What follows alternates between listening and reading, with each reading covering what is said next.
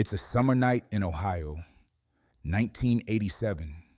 You're 8 years old, and the whole backyard is alive, not with sound, with light. Little cold pulses of green gold light rising out of the grass, drifting up past the fence, blinking on and off like the yard itself is breathing. You have a glass jar, the kind that used to hold pickles, and your dad punched holes in the lid with a screwdriver so whatever you catch can still breathe. You run barefoot through the wet grass. You don't even feel the cold.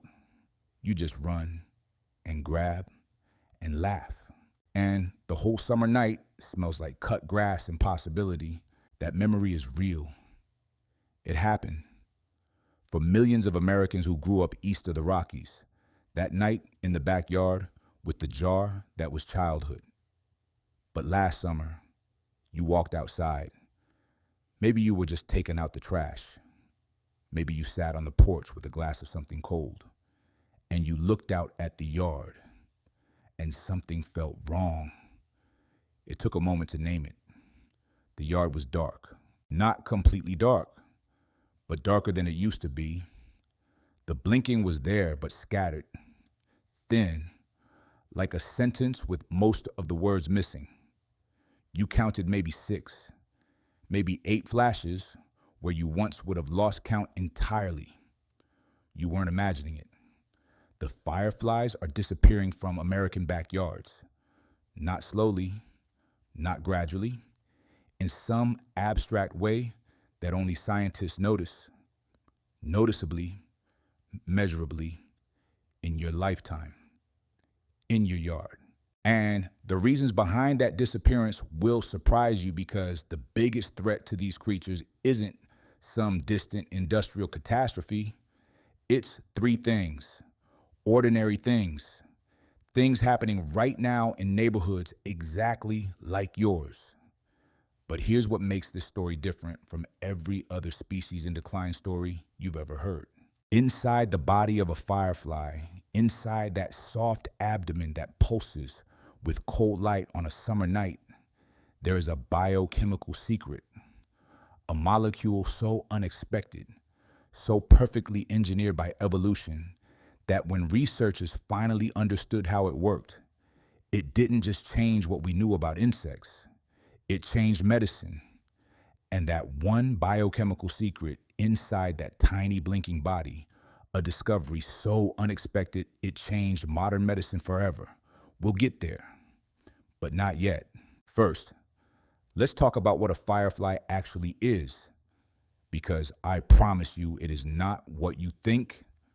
The firefly is not a fly. That's the first thing to get straight. It's a beetle, a member of the family Lampyridae, from the Greek word for torch.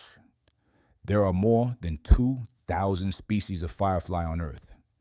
Around 170 of them live in North America. And the one blinking in your backyard on a June evening, the one doing that distinctive swooping J-shaped arc through the warm air that's almost certainly Photinus perilis, the Big Dipper firefly, the most common, most recognized, most beloved firefly in the eastern United States. Photinus perilis has been blinking above American lawns for a very long time. In the 1860s, a Russian-American entomologist named Carl Robert Austin Sakin began the first serious scientific catalog of North American firefly species. He traveled through the eastern states, collected specimens, and documented what he found with the careful precision of a man who understood he was recording something worth keeping. He was right. The species he cataloged, including Photinus perilis, were so abundant in summer meadows that he described the evening light shows as, in his words, one of the great spectacles of the American natural world. That was 160 years ago. The spectacle is quieter now, but before we get to why, let's talk about the light. Because the light a firefly makes is one of the most extraordinary things in the natural world. Not because it's bright, it isn't. It's about as bright as a single candle seen from 30 feet away. What makes it extraordinary is what it isn't. It isn't heat. A firefly's light is almost 100% pure light. No wasted energy, no heat bleeding off into the air. Scientists call it cold light. Your best LED bulb converts maybe 40% of its energy into visible light. The firefly converts 96%. Evolution spent millions of years perfecting that system, and it did it for one reason: to say, I'm here. Are you? Here's where it gets really strange. Every firefly species has its own flash pattern, its own private language of light. Photinus piralis flashes once every 5.5 seconds while flying, then waits. A female sitting in the grass below watches. If she sees the right pattern, the right timing, the right color, the right arc, she flashes back. Exactly 2 seconds later. Not 1.5, not 3. 2 seconds. That 2-second reply is the signal. That's how the male knows she's there. That's how she knows he's the right species. That precise, that specific, that fragile. A woman named Sarah Lewis has spent 30 years studying exactly this. Sarah Lewis is a biologist at Tufts University outside Boston, and she is one of the world's leading experts on firefly communication. Her book, Silent Sparks, published in 2016, mapped the flash languages of dozens of North American species. Each one is different. Each one is a code. And Lewis discovered something early in her research that stopped her completely. The codes are not just different, they are incompatible. A female Photinus piralis will not respond to the flash of a neighboring species, won't even register it. The timing is off by fractions of a second, and that fraction is everything. The flash language is so species specific that 2 fireflies can be blinking 3 feet apart in the same meadow, and to each other, they are completely invisible.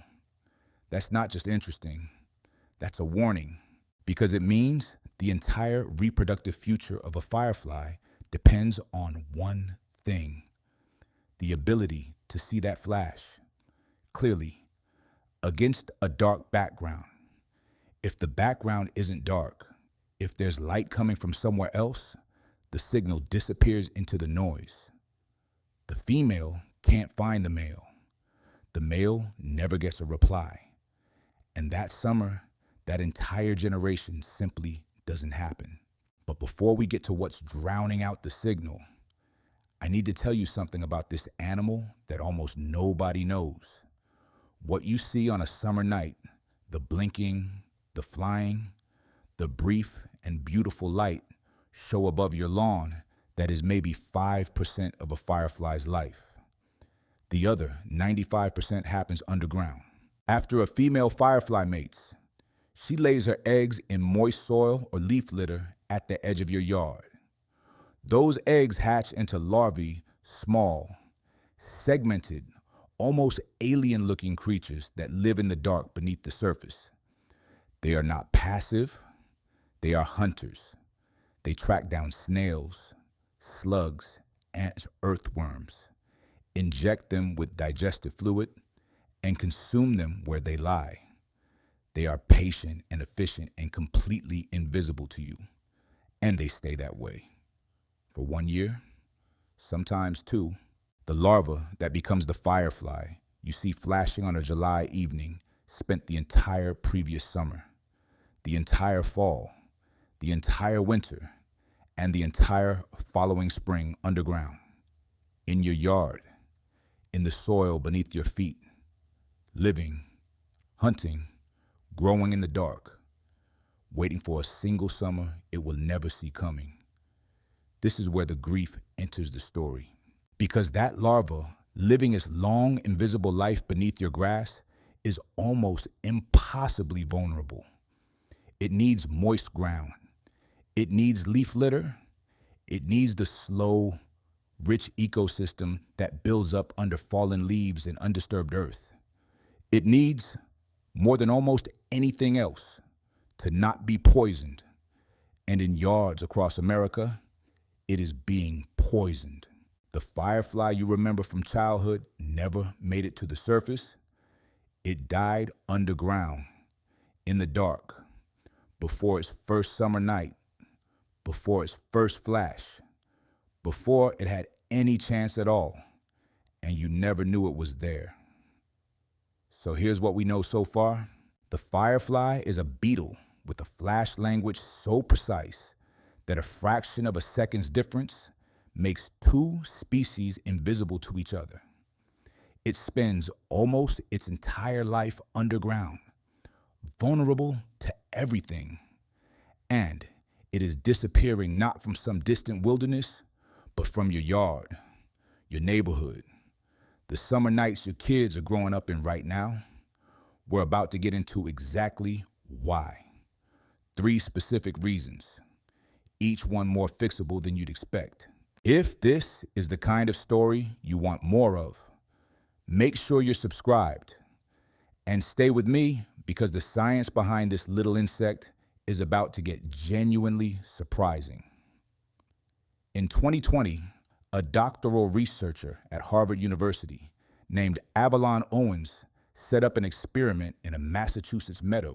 She placed LED lights, the kind mounted above millions of American garage doors at the edge of a field, with a healthy, Photinus pyrrhus population. Not floodlights, not stadium lighting, ordinary residential outdoor lights, the kind you probably have. Then she waited.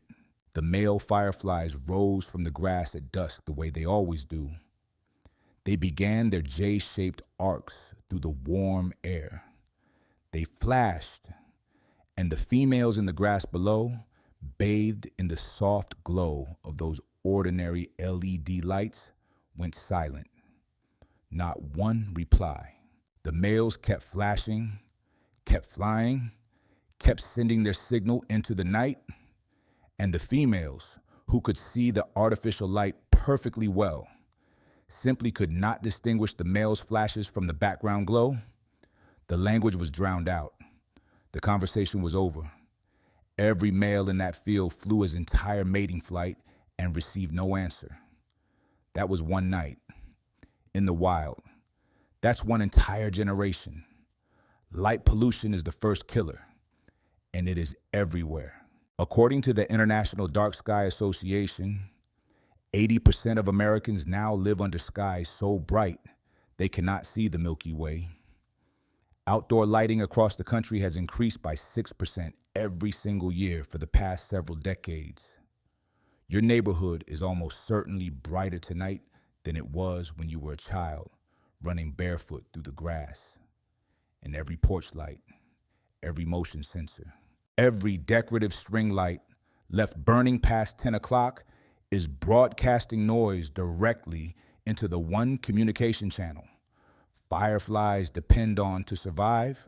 But light pollution alone does not explain what's happening. The second killer is quieter, and it starts in the fall. When the leaves come down in October, most American homeowners do the same thing. They rake, they bag, they haul the leaf litter to the curb or blow it into a pile and have it taken away.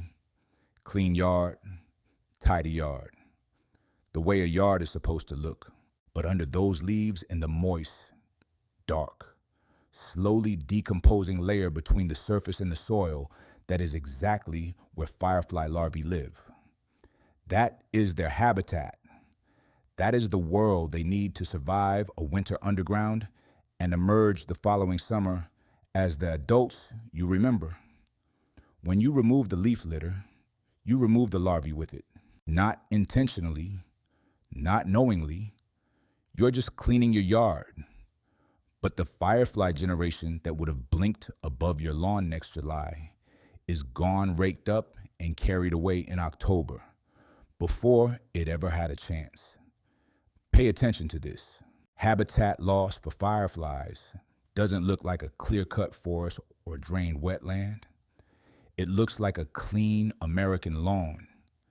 It looks like the thing we've been told for generations is the right way to care for a yard. And that makes it almost impossible to see as destruction because it doesn't feel like destruction. It feels like responsibility. The third killer is the one that happens in the dark, where nothing is visible until it's already too late. Pesticides, specifically broad-spectrum insecticides, the kind applied to lawns to eliminate mosquitoes, grubs, and other unwanted insects. The kind marketed in hardware stores across America every spring. The kind that does exactly what it promises. It kills insects. All of them, including the firefly larvae living in the soil beneath your grass, in the dark, doing nothing wrong, simply waiting for their one summer above ground. The Firefly Atlas Project, a citizen science initiative run by Massachusetts Audubon and Tufts University, collected reports from more than 35,000 observers across North America. The data confirmed what researchers had feared. In large portions of the eastern United States, firefly populations have declined by more than 75% over the past 2 decades. 75%. Not in remote wilderness, in backyards, in suburbs, in the neighborhoods where the people filing those reports grew up catching fireflies in glass jars. But here's what most people don't know. Each of these 3 killers operates independently. They don't need each other to cause damage. A yard with no pesticides but full outdoor lighting all night can still be a dead zone. A yard with no lighting but regular pesticide treatment loses its larvae underground before spring. A yard with neither pesticide nor excess lighting but a perfectly raked, leaf-free lawn in October removes the nursery entirely.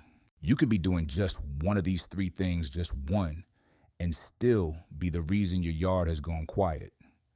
And now, I can tell you something that connects all of this to what I mentioned at the very start of this video. That biochemical secret, the one inside the firefly's body, the one that changed medicine, we're there.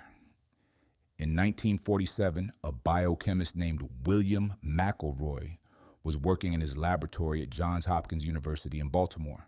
He had a jar on his desk, a proper laboratory specimen jar, filled with firefly abdomens, thousands of them. Collected by neighborhood children, he'd paid a penny apiece to catch fireflies in the Maryland summer. McElroy had one question, one obsession that had taken over his lab completely. How does a firefly make light? He knew the light came from the abdomen. He knew it involved a chemical reaction. What he didn't know, what nobody knew, was exactly what was reacting and how. It took him years. What he eventually found, what he isolated, purified, and named was an enzyme. A protein so precisely constructed by evolution that it could take a molecule of chemical energy and convert it almost perfectly into a single photon of cold, green gold light. No heat, no waste, just light. He named it luciferase, from the Latin Lucifer, light bearer, the same root as the word for the morning star, the light that arrives before the sun. And here's what nobody outside a research laboratory fully appreciates. That enzyme, the one a firefly uses to pulse above your lawn on a July evening, is now one of the most important tools in modern medicine. Luciferase glows when it finds what it's looking for. Researchers discovered they could attach it to other molecules to almost anything and use the glow as a signal, a beacon, a way of saying here, this is happening, right here. When scientists needed to track whether HIV was actively replicating inside human cells, they used luciferase. When oncologists needed to watch cancer cells spreading through a living organism in real time to see exactly where a tumor was sending its signals. Before a patient felt a single symptom, they used luciferase. When pharmaceutical companies needed to confirm that a new drug was actually entering cells and triggering the right response, they used luciferase. And when the COVID-19 vaccines were being developed, when researchers needed to verify quickly and definitively that the mRNA in the vaccine was being read by human cells and producing the correct protein, they used luciferase as a marker.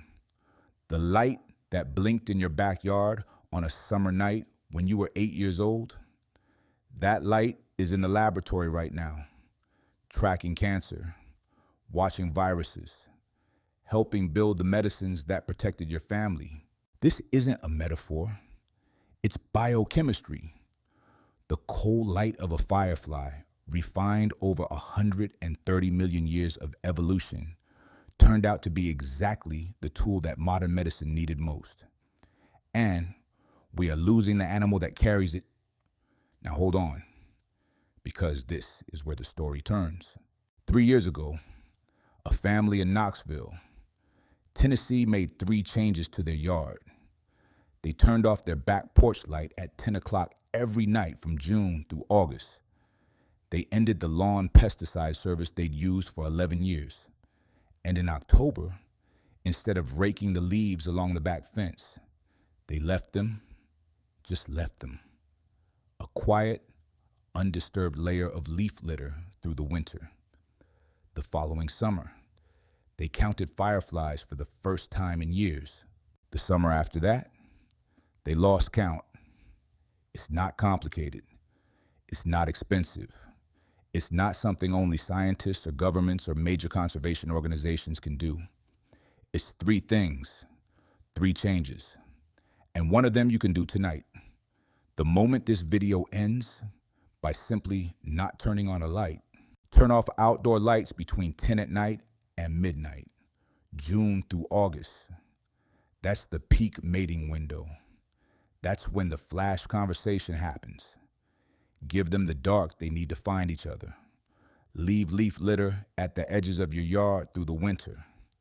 Not the whole yard, just the edges, the back fence, the space under the shrubs, the corner nobody looks at. Let the larvae have their nursery back. And stop the broad spectrum pesticide treatments. There are targeted options for specific pest problems.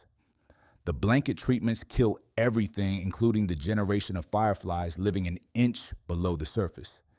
Invisible, patient, waiting for their one summer above ground. 3 things. The firefly that blinked outside your window when you were a child spent 2 years underground before that moment. 2 years in the dark, surviving, becoming, and it made it to the surface. It found the dark it needed and sent its signal up into the warm summer air. And something answered. Something always answered. Back then. It can again. Before you go. 3 things I want you to carry with you. The first, a firefly spends 95% of its life underground. The adults you see on a summer night, the ones you remember, the ones you want back, are the final 5% of a 2-year life lived entirely in the dark beneath your feet. The lawn you treat, the leaves you rake, the light you leave burning, all of it reaches them down there, long before you ever see them.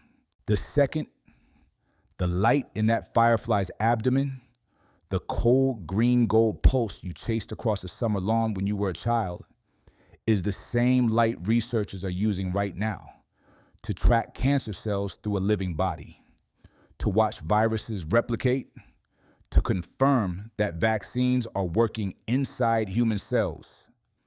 The smallest light in your backyard turned out to be one of the most useful things evolution ever made. We haven't even begun to understand everything it can teach us. And the third, the summer nights, you remember the yards full of light, the jar with holes punched in the lid, the feeling that the whole world was alive and blinking and magical, that wasn't a different world. It was this world, with a little more darkness in it. Turn off the light, leave the leaves, give them back the dark they need. Did you see fireflies in your yard last summer, or has your yard gone quiet? Tell me where you live and what you remember in the comments below. I read every single one. The firefly is still out there, waiting for the dark to come back.